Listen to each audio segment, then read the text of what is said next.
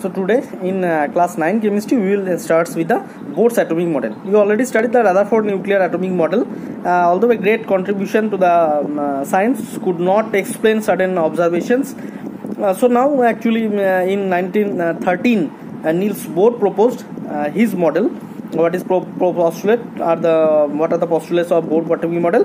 He postulated that in an atom the electron revolve around the nucleus in a certain definite circular path, that is called orbit or cells. If we see each orbit or cell corresponds definite energy, and this therefore circular orbits also known as energy level or energy cell.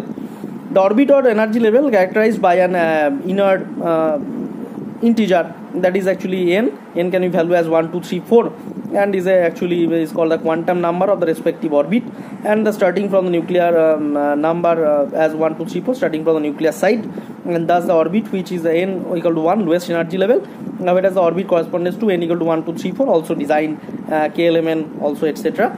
Then electron is the lowest energy, with the when electron is the lowest energy level is set to the ground state, and since electron can be present only this orbit, hence this electron can only have energies corresponding to this energy level, that is electron in an atom can have only certain permissible energy it have. So such electron arrangement of atom Bohr actually give that this is actually scheme of Bohr body.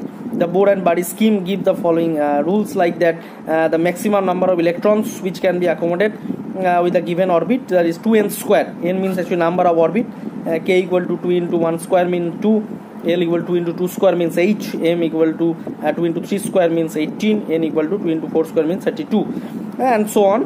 And this outermost orbit can have the most 8 electrons, and not inner of the outermost penultimate cell can have most 18 electrons if permissible according to the 2n square rule. It is not always necessary to fill up our orbit completely before starting the next higher orbit. How we can write the configuration of element, that ISTF distribution of electron defined to write the electron configuration, find out the total number of electron present in an atom, fill this electron in the various orbits like according to the formula of 2n square formula.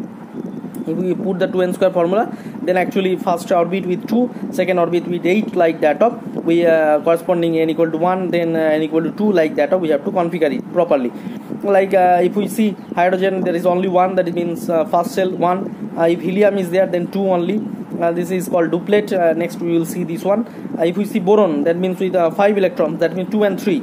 Like sodium, that is 12 electron, that is 2H1. Like that of silicon actually 14, 2H4. Sulfur like 2H6. These are the examples. Like if noble gas is there, argon, that is 2H8. That will be the electronic configuration. So when we will see in next day, and then we will see how actually this takes place according to the shape and structure. Next also we will start with atomic number and mass number. So today up to that.